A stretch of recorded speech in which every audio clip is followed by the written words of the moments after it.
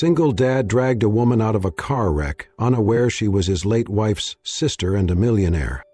The rain fell in sheets over the winding mountain road, the kind of relentless storm that turned the narrow pass outside the small Oregon town into a treacherous stretch of shadow and slick pavement. David Harper gripped the steering wheel tighter, squinting through the windshield as his old pickup truck's wipers struggled to keep up. He had just finished his last delivery for the night, lumber for a hardware store, and was desperate to get home. His son, Eli, only 3 years old, needed his heart medication by 9 p.m. sharp. David had already missed too many deadlines lately, too many unpaid bills piling on the kitchen counter. As the truck rounded a blind curve, David's headlights flashed across something that made his stomach drop. A car, twisted and crumpled against a tree, steam rising from its mangled hood. Without thinking, David slammed on the brakes. The truck skidded slightly before jerking to a halt on the muddy shoulder. He threw open the door and ran, boots splashing through the mud and puddles. "Hello?" he shouted, over the roar of the rain and the hissing engine. "Is anyone there?" The driver's side was smashed in. He rounded the vehicle and found the passenger door ajar, barely hanging on its hinges. Inside, slumped over the center console, was a woman. Blonde hair clung to her cheeks, soaked and streaked with blood from a shallow cut at her temple. Her chest rose and fell, but she was unconscious. Hey, can you hear me?" David leaned in, shaking her gently. Her skin was cold, no response. With adrenaline buzzing through his limbs, he reached under her arms and pulled her from the wreckage. She was light, limp, like a drowned bird. He staggered back to his truck with her in his arms, carefully placing her in the passenger seat and grabbing the emergency blanket from behind the seat. Just as he was reaching for his phone to call for help, the woman stirred.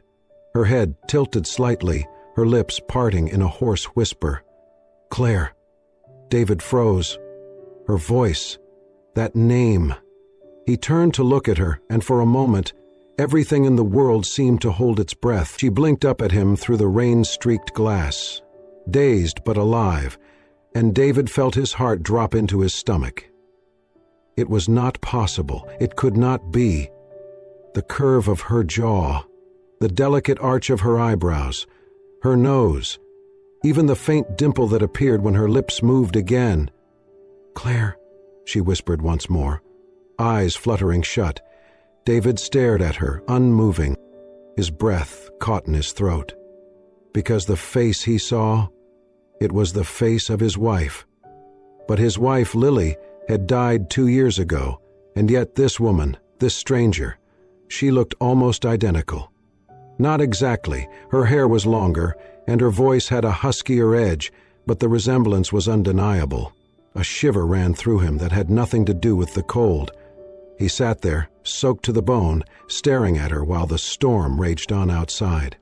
His hands trembled as he finally picked up the phone and dialed 911.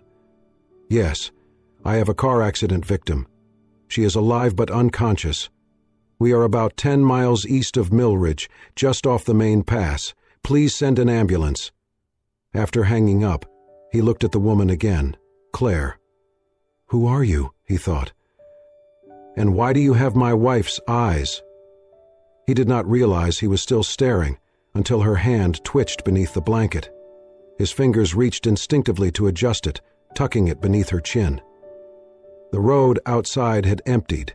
The world for a brief moment had narrowed to the tiny cabin of his pickup truck, the steady drip of rain, and the mystery of a woman who should not exist. As red and blue lights began to reflect off the slick pavement in the distance, David could not shake the strange feeling pulsing in his chest. Not just fear, not just confusion. Something deeper, recognition, connection, and the first spark of a truth he could not yet name. David carried the woman gently from the truck to the small guest bed in the corner of his modest home. Rainwater dripped from her coat onto the wooden floor, but he barely noticed. His hands were trembling. She had said her name was Claire. Claire, and yet her face, God, her face looked so much like Emily's. It was like staring into a ghost that refused to fade. Her cheekbones, the curve of her lips, even the faint freckle near her left eyebrow. The resemblance clawed at his chest. Max stood by the kitchen doorway in his dinosaur pajamas, clutching his stuffed bunny, his wide brown eyes locked on Claire. "Mommy?" he whispered. David's heart cracked at the sound. He dropped to one knee beside Max. "Nobody," he said softly, brushing a curl from his son's forehead. "This is Claire. She's just staying here for a little while, okay?" Max blinked, uncertain. He looked at Claire again. She stirred slightly on the bed, her lashes fluttering. "Okay," Max whispered, but his eyes lingered on her. By morning, Claire was sitting at the table, her hair still damp, wearing one of David's old flannel shirts. She looked out the window as if trying to piece the world together. She had no ID, no phone, no memory of where she had been going, just her first name and a haunted look that seemed to speak of roads too long and burdens too heavy. "I can cook," she said quietly, after a long silence, "to repay you for letting me stay. It's the least I can do." David hesitated. "You don't have to." "I want to," she said. She moved around his kitchen with quiet precision, opening cupboards like she already knew what was inside. David watched her chop onions with practiced ease, crack eggs into a bowl like she had done it 1,000 times. The smell that soon filled the kitchen hit him like a punch to the gut. He knew that smell. Scrambled eggs with chives, toast with a hint of garlic butter. It was Emily's favorite breakfast, one she had made every Sunday morning. Max ran in, drawn by the scent. He climbed onto his chair and kicked his little legs under the table. Claire placed a plate in front of him, smiling gently. "Eat up, sweetheart," Max beamed.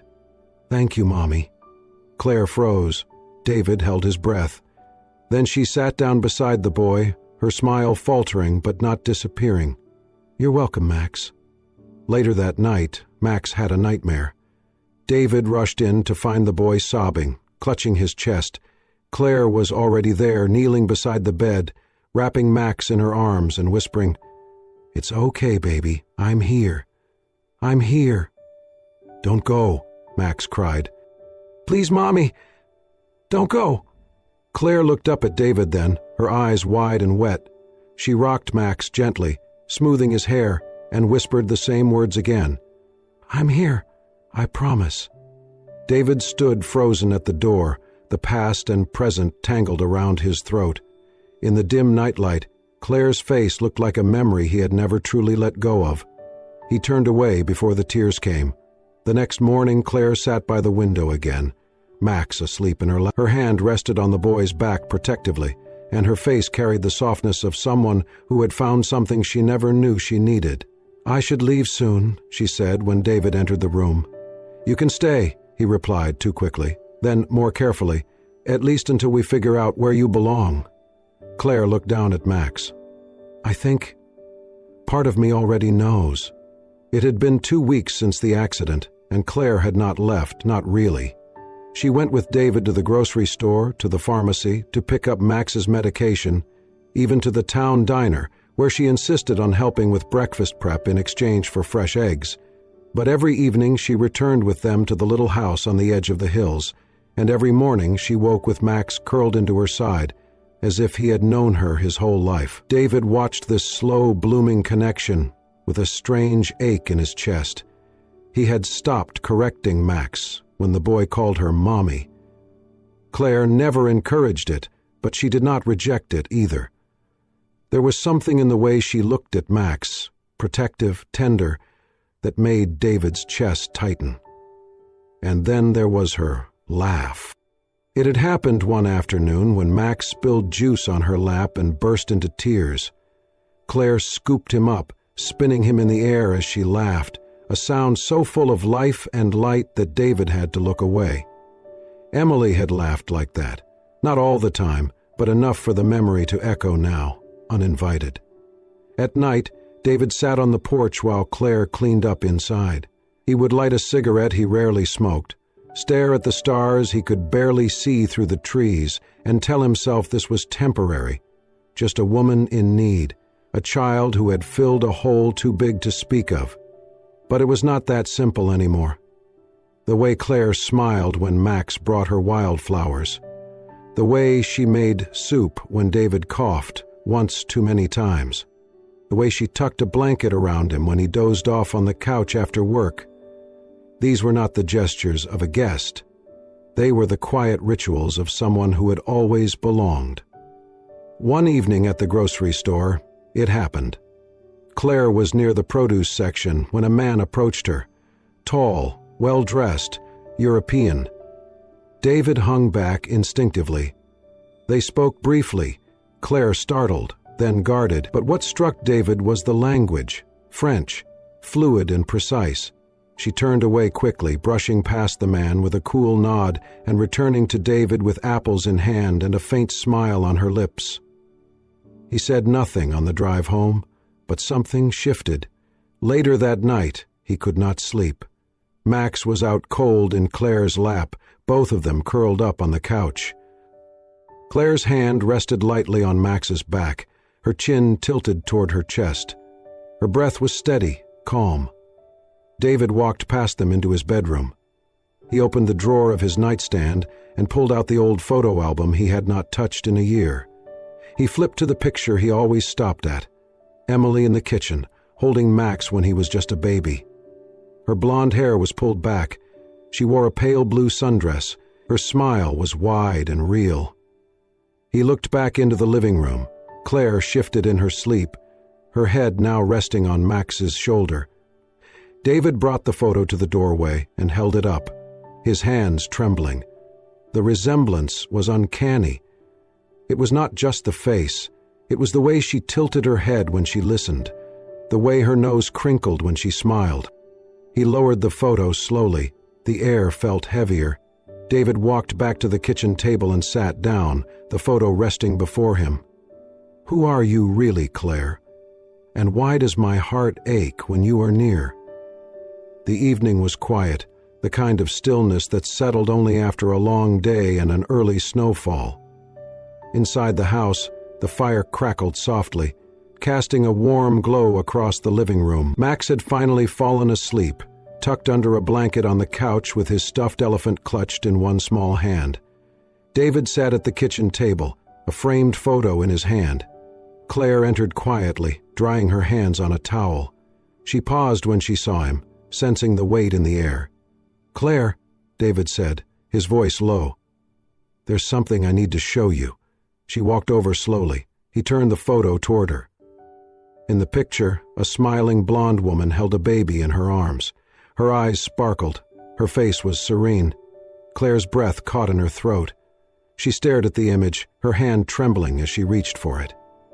"Emily," David said, "that was my wife. She passed away 2 years ago." "This was taken not long before Max was born." Claire's knees gave slightly, and she sank into the chair across from him. She has my face," Claire whispered. "But not just that. The shape of her hands, the way she smiles." David's brow furrowed. "I know. You look exactly like her. That's part of why I've been so conflicted." Claire looked up, eyes wide. "Her name was Emily?" David nodded. Claire's fingers tightened around the frame. "My name is Claire DuPont," she said softly. "I grew up in Paris. I was adopted by a French couple when I was 6, but I was not born there." David leaned in, confused. "I always remembered flashes," she continued. "A playground, a house with yellow curtains, a girl who looked just like me, my sister. We were twins. I got lost one afternoon in a crowded market. I never saw her again." She swallowed hard, tears filling her eyes. "They told me there were no records, that maybe I imagined her. But I never forgot. That's why I came back. I needed to know if she was real. I needed to find her." David stared at her, his heart thudding in his chest. "She was real," he said, his voice cracking. "And she was everything." Claire's tears fell freely now. "And now she's gone," she whispered. "And Her voice broke. "I fell in love with her husband." David looked away, his jaw tight, his hands clenched. Claire pressed a hand to her mouth. "I did not know. I swear to you, David, I would never have let this happen if I had known." David stood slowly, crossing to the window. Snowflakes drifted outside, silent and white. "I believe you," he said finally, "but I don't know what to do with any of this." Claire stood as well, gathering her coat. "I should go," she said, barely above a whisper. This is too much. Claire—" He turned, but she was already at the door. She paused, her voice trembling. "For a moment, I thought I found a family. I thought maybe I belonged somewhere." And then she was gone, the door clicking softly behind her. David stood in the silence, holding the photo, his world spinning. He had not just lost Emily once, he had just lost her again. Claire slipped out just before dawn, the morning light barely brushing the edges of the curtains in the small house they had come to call home. The night was silent except for her quiet footsteps as she gathered a few belongings: an old pair of shoes, a sweater, a picture of Max smiling in her arms. She paused at the coffee table, heart pounding, and laid down a note in neat but shaking handwriting. "David, I love you and I love Max. I came searching for family and I found both of you, but I cannot stay. I cannot take the place of Emily. She was your wife, his mother, and the foundation you built. I thought I could help you heal, but now I fear I will break everything instead. Please forgive me and forgive yourself. Always, Claire." She folded the note, placed it on the table, took one last look at the sleeping shapes of father and son, and quietly left through the back door. The early morning mist swallowed her silhouette as she walked away. Inside, Max stirred, shifting his stuffed elephant in his arms. He woke fully and blinked in confusion. "Daddy? Mommy!" David snapped awake in bed, heart thundering, and rushed into the living room. Max sat on the couch, tears welling in his eyes. Beside him lay the note, folded like a fragile promise broken. David swept Max into his arms. "It is okay," he whispered, though his own voice cracked. She had to go. But she loves you. She cares about you so much." Max began to cry, the boy's tears soaking into David's shirt. "I want Mommy," he sobbed. David rocked him, feeling an ache deeper than any he had known. Claire had become their world, and now she was gone. He looked at the note, the promise of love and the pain of departure etched in every carefully chosen word. In the emptiness that followed, David realized he had one more task he could not ignore. With trembling hands, he dialed Dr. Green. "This is David Walker. I need Max's test results." A pause, then a voice. "His results are in. He has a rare genetic condition. There is one full match for a bone marrow transplant." David held his breath. "Who?" "Someone named Claire Walker. She agreed to be tested, but we are missing her contact details." The name rattled through him like thunder. Claire Walker. Their Claire. He hung up and moved with purpose. He scooped Max into his arms again and carried him to the truck in the dim garage. Rain had begun to fall. He buckled Max into his car seat with shaking fingers and sat behind the wheel, his heart pounding. He drove through the silent streets, headlights cutting through sheets of rain. He searched everywhere she might be. Claire's cafe, the community center, the overlook where they had shared hot chocolate and conversation, but everywhere he found only emptiness. Finally, he reached the highway and slowed under a lone street lamp on the old bridge overlooking the river. His phone buzzed. He glanced down. The screen displayed one text: "Meet me at the old bridge, I understand." He didn't reply. He parked a few yards away, engine idling, and stepped out into the cold night air. The rain felt like sympathy on his skin as he walked toward the dim light. Under the street lamp, he saw her, Claire Walker, her blonde hair damp around her shoulders, eyes red-rimmed. She stood by the railing, her frame small against the broad sky. "David," she whispered, and her voice cracked. He closed the distance, holding Max gently in his arms. Without a word, he handed Max to her. The boy wrapped his arms around Claire's neck, eyes wide and searching. "She needs me," Claire said, voice trembling. Tears rolled down her cheeks as she looked up at David. "I thought leaving would protect you and him from my guilt, from my mistakes. But he needs me, and my heart broke every mile without him." David's eyes glistened in the lamplight. "He does, and so do I." Claire looked at Max, who pressed closer into her, seeking comfort. She closed her eyes and leaned into David. "I love him, and I still love you." David's knees threatened to buckle with the depth of feeling rising in him. He looked at her and said softly, "You are not replacing Emily. You are giving him life. You are part of our family now." She reached out, brushing her hand across his cheek, rain mixed with tears. "I'm sorry, David. I thought running away was right." David pulled her and Max into his arms. The three of them huddled under the street lamp. The rain fell around them like a benediction, soft and full of promise. He whispered into her hair, "Welcome home, Claire." She looked up at him, her eyes filled with relief and love. "I'm not leaving again, and we're not letting you," he said, voice certain. They stood together in the rain, a family reformed under a forgiving sky, bound by love, sacrifice, and the promise of a second chance. Claire stood by the window of the hospital room, her arms folded tightly around herself, watching the drizzle trace faint paths down the glass. Max slept in the small hospital bed behind her, his tiny body hooked up to a monitor that beeped with rhythmic certainty. The procedure had gone well, but the recovery was a waiting game. A hard one. David entered quietly, holding 2 cups of tea. "Chamomile," he said, offering her one. "The nurse said it helps with nerves." Claire took it, her hands brushing his. "Merci," he smiled faintly. "You've been teaching Max more French. I heard him count to 10 this morning." Claire's lips curved. "He is very proud of that, you know. He said he's going to count in French and make the nurses fall in love with him." David chuckled. "He might succeed. He already has the dimples." They sat down beside each other, silence stretching between them, but no longer uncomfortable. Since Claire's return, the walls had started to crumble.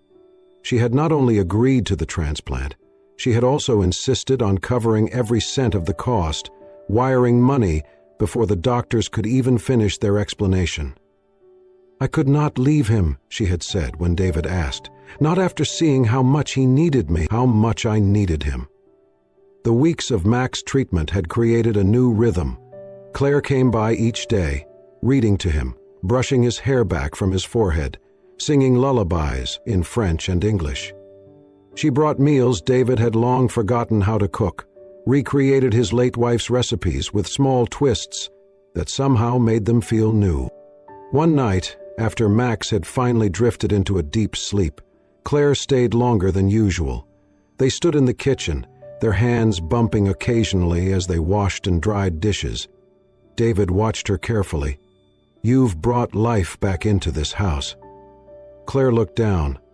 "Sometimes I worry it is only because I look like her that I make him feel close to his mother again."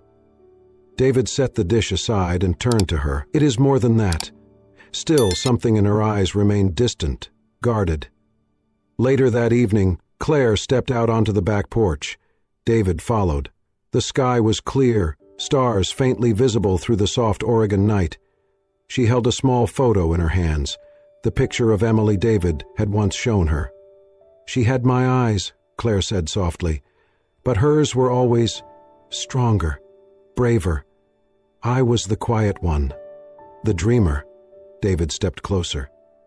"I do not know what she was like at 6 years old, Claire. I only know the woman I married, and I only know the woman standing in front of me now." Claire turned, her expression unreadable. "Do you love me, David?" His breath caught. "Yes." She hesitated.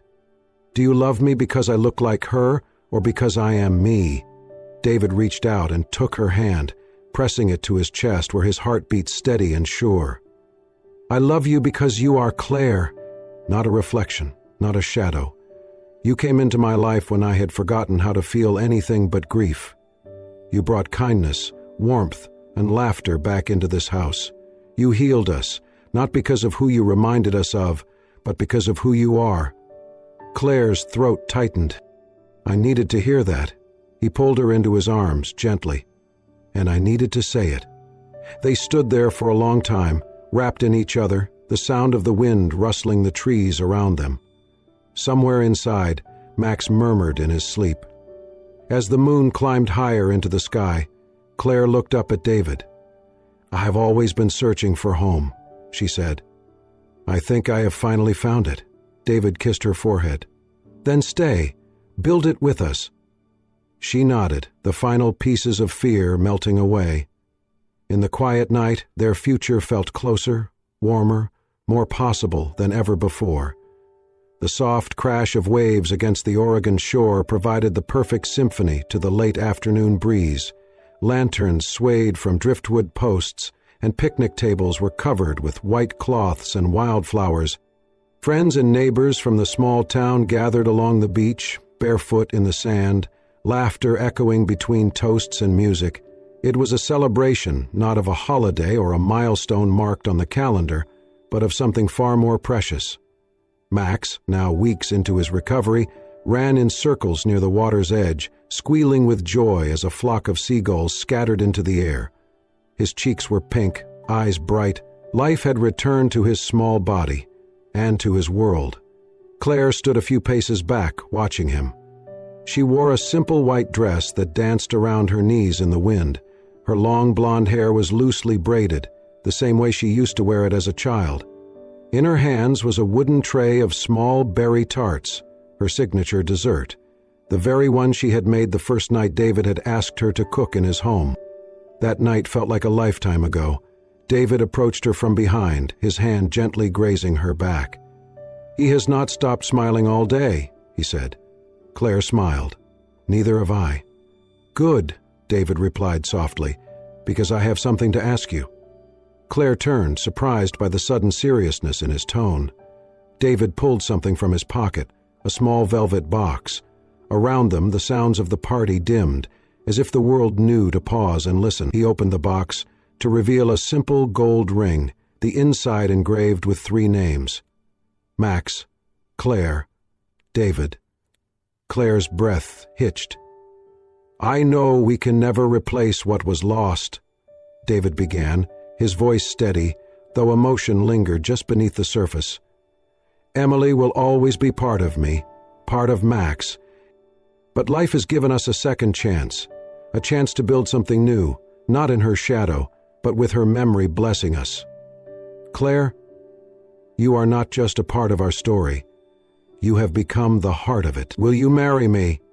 Silence settled over the beach for a heartbeat. Claire's eyes shimmered as she nodded. "Yes," she whispered, then louder, "Yes!" Cheers erupted from the crowd. Max, catching on, ran toward them with sandy feet and wrapped his arms around both their legs. "Are we getting married?" he asked, grinning. David laughed and scooped him up. "We are." Claire pressed her lips to Max's forehead and then to David's cheek and finally to his lips as the crowd clapped and hollered with joy. Later that evening, as the sun sank low and painted the sky in shades of fire and lavender, David stood near the bonfire, speaking to the gathered guests. "This town," he said, "gave me support when I lost everything. And this woman," he looked at Claire, "gave me the courage to live again." He paused. "Tonight, I want to announce something quietly. Starting this fall, we are establishing a scholarship fund in 2 names. Emily Caldwell, who gave me the greatest gift of my life, and Claire Beaumont, who saved him." There were gasps, followed by tears and applause. David did not say more. He did not have to. Claire looked at him from across the firelight, her hand pressed to her chest. The gesture was quiet, private. "Thank you." As the night wore on, music returned. Children danced, older couples swayed. David and Claire took to the sand for a slow waltz, with Max perched on David's feet, giggling. "Do you think she's watching?" Claire asked, her head resting on David's shoulder. "I know she is," David said, "and I think she's smiling." Claire closed her eyes, letting the wind carry away the last threads of doubt. For the first time, the future felt wide open and entirely hers. They had not replaced Emily. They had honored her. And in doing so, they had found their way forward, hand in hand, with a little boy in between, and a love reborn from grief, grounded in truth, and lit by the stars above the sea. The morning sun filtered through the lace curtains, casting golden light across the modest kitchen. The smell of fresh-baked cinnamon rolls filled the air, mingling with the aroma of scrambled eggs and warm toast. Claire stood by the stove, humming softly, her blonde hair twisted into a loose bun. On the kitchen table sat Max's lunchbox, packed neatly with carrot sticks, apple slices, and his favorite peanut butter sandwich, cut into a perfect heart. Max bounded into the room with the boundless energy only a 4-year-old could possess, his backpack slightly crooked on his shoulders. "Mommy, are we late?" he asked, grabbing a roll from the counter. Claire smiled and knelt to fix the zipper on his coat. "Not if we leave now, sweetheart. Go get your shoes." Max darted away, leaving behind a trail of giggles. David leaned against the doorway, still in his flannel shirt and jeans, a mug of coffee warming his hands. He watched the scene unfold with a quiet, contented awe. For a moment, he was completely still, soaking it in, the light, the smell, the sound of life returning to the house. "I could get used to mornings like this," he said. Claire turned to him, her face glowing in the light. "You already have." He walked over and pressed a kiss to her forehead. "You know, she used to make cinnamon rolls just like these." Claire nodded. "I know. But they never smelled this good," he added with a grin. Claire laughed, soft and genuine, then lowered her eyes, touched by the mention of her sister. "She would have loved you," David said gently. "And she would be proud." Claire's gaze met his. "Sometimes I wonder if she sent me here." "Maybe she did," he whispered. "Maybe love does not die. Maybe it waits for the right time, the right place, the right people." The front door slammed, followed by Max's shout. "Shoes are on, let's go!" Claire chuckled and reached for her keys. David stopped her, held her hand for just a moment longer. "Claire," he said, "I need you to hear this. Love is not about replacing someone. It is about carrying them with us while building something new. You are not her shadow." He took a deep breath, emotion tightening his voice. "You are the new light in my life." Claire's eyes welled with tears, but they did not fall. She squeezed his hand, then smiled. "Come on," she said, brushing a kiss against his cheek. "Our little guy's got a future to chase." As they stepped out into the morning sun, hand in hand, Max skipping ahead, the words lingered in the air like a quiet prayer. Love does not replace the past, it redeems it. Thank you for joining us on this emotional journey of love, loss, and healing. If this story touched your heart, do not forget to like, comment, and share it with someone who believes in second chances.